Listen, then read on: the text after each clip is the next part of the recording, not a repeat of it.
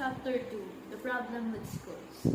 By teaching experience in different parts of the world, I was convinced that something is wrong with English education. Everywhere I went, it was the same situation. The students were bored, frustrated, stressed, and nervous. Most students, even after years of studying English, failed to speak the language fluently. You are not alone, because it's a global problem. One of my students, Seiko from Japan, described this combination of failure and stress as English trauma. Seiko said that she hated English, was boring and stressful, and speaking English was even worse. In fact, the thought of speaking to a native speaker immediately made Seiko feel extremely nervous and shy. Seiko felt she had developed a psychological problem with English and had named it English trauma. A trauma is a deep wound or injury. How sad. I thought to myself that so many people now think of English as a kind of injury or mental disease.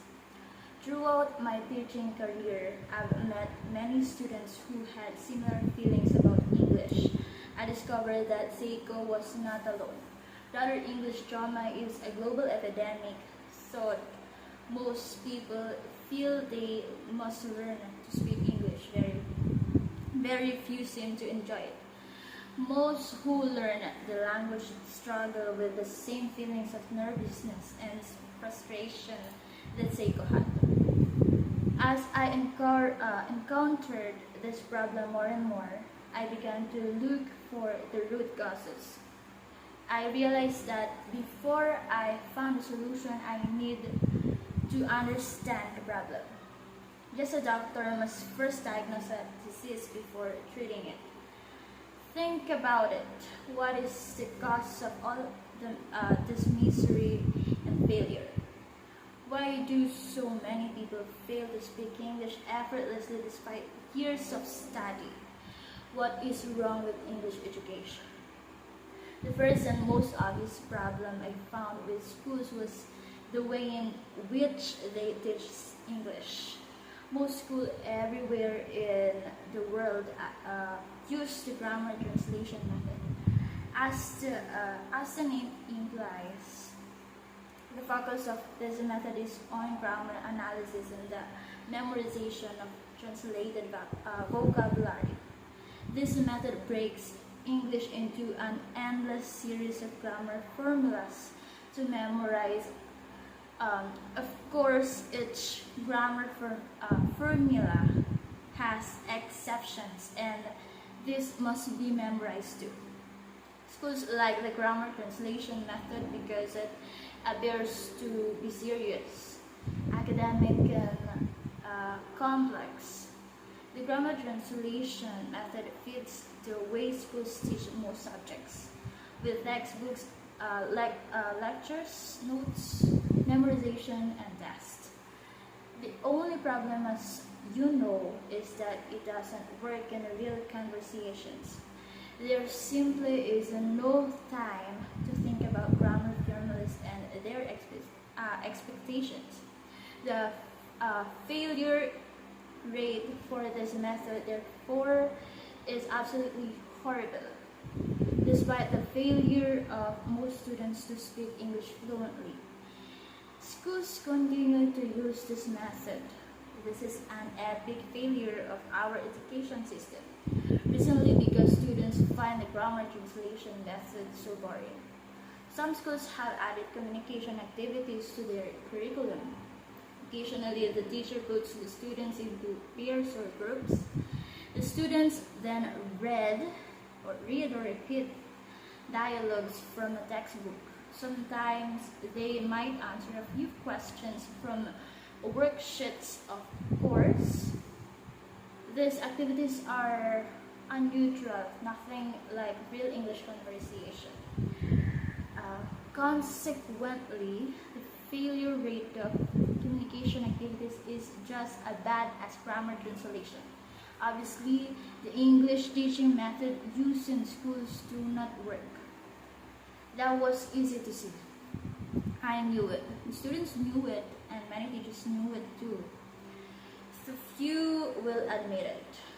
However, as I continued to investigate the problem with schools, I found even deeper problems in the education system. These problems are less obvious but in many ways far more damaging to the students. I call these problems the hidden curriculum because they are the hidden lessons taught by schools. The hidden curriculum. Most schools everywhere in the world share a similar hidden curriculum. One element of this curriculum is student passivity. In schools, students are trained to be passive, not active. They sit in chairs and rows when they are young. They are told to be quiet and obey the teacher.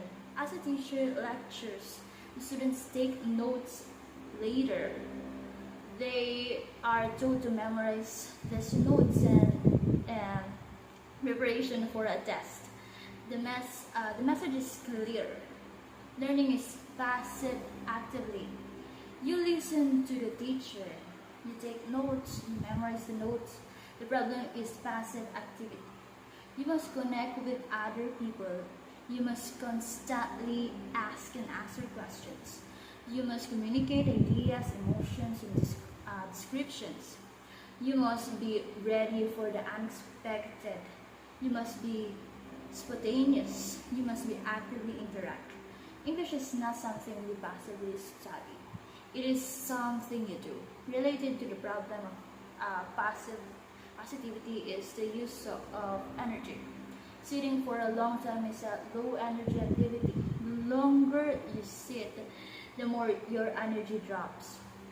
As your energy drops, so does your concentration what's worse. We know that some learners need physical movement in order to learn effectively. These people are called kinetic learners. The truth is, we are all kinetic learners to some degree because we all benefit from physical movement. Schools stick us in chairs and drain our energy. Eventually, an active body leads to an active mind. The one right answer mentality, one of the greatest flaws of schools education is the idea of one right answer. One right answer is a powerful part of the hidden curriculum. It is a result of using textbooks and texts. In schools, you're frequently taught that there is one and only one correct answer to a question or problem. For example, you may be asked to choose the correct verb tense on a test. Or you may be taught proper English greetings. The hidden message is that the teacher's way is always right. Real life and real English is not this way. For example, sometimes I will tell a story using the present tense, even though the events happen in the past. This is a technique commonly used by native speakers